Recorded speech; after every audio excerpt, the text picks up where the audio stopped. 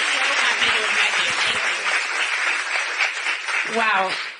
How about this group of women? Thank you, Melissa and Haley. Thank you to Senator Ava Birch for reminding us that the day you have an abortion is not a good day. It's not something anyone takes lightly or goes skipping off to do. It is a horrible, horrible, horrible decision or a horrible outcome that you are not looking for. I think that's so easy to forget, like anyone is casual about such a thing. Thank you to the good doctor for being the medical voice of reason in the room. And of course, thank you to Ambassador Rice for just bringing it all home and making just so much sense. So I come to you, I'm clearly a mom for Kamala. I'm an advocate for kids, particularly kids in rural America. My mom grew up very, very poor in rural America, as did my dad, and then it was education that turned things around for them and made my sisters and my lives possible. And education, sometimes you need a little bit of help. You aren't just, your success in life is pretty much determined by your zip code. So sometimes those zip codes need a little nudge, a little help getting to kindergarten ready. And that can be childcare. And let me tell you something, childcare is not a graham cracker and a nap. As this wonderful childcare worker that I spoke with during the Biden campaign told me, childcare, she said, I'm a brain architect. I'm the architect of these children's brains. So I love that Kamala Harris is wanting to pay childcare workers the wages that they, with some dignity, give them the living wages that they so richly deserve.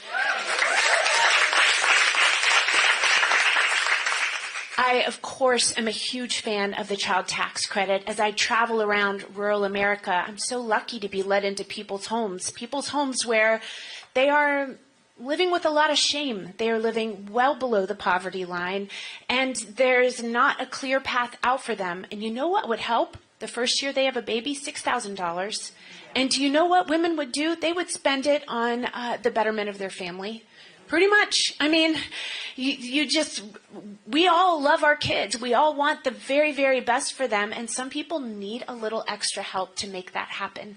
And I love that Kamala Harris is thinking this way and that she and Tim Walz see the value of education, see the value of the leg up, see the value of the dignity of home ownership and of finding a way to give small businesses like this one, which is so beautiful, and I would have every kid's birthday party here if I was living here.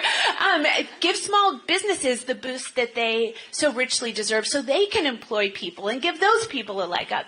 It's all a virtuous cycle. But what I want to talk about, because it seems like from the nodding heads I may be preaching to the converted. So I want to talk about what can we do?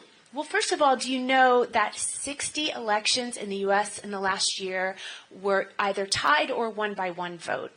So Arizona is that state right now. Arizona is, you all know this. Every eye is on you. Every person is here. Jessica Alba and Kerry Washington, my colleagues and friends, will be here tomorrow. I mean, we're all going to just barnstorm you and drive you nuts.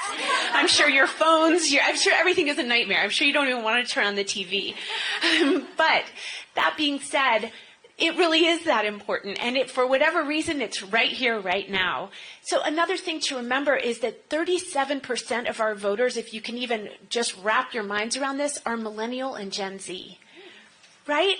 And yes, yeah, let's hear it. Go Haley. Yes, Haley.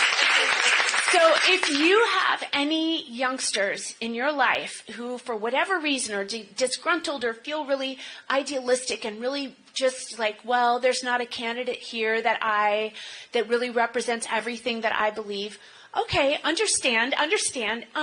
First of all, if you're a Republican, next time vote for let's hold that thought. We're all for it. I'm all for bipartisanship. Let's hold it till we're not talking about, Yeah. Thank you.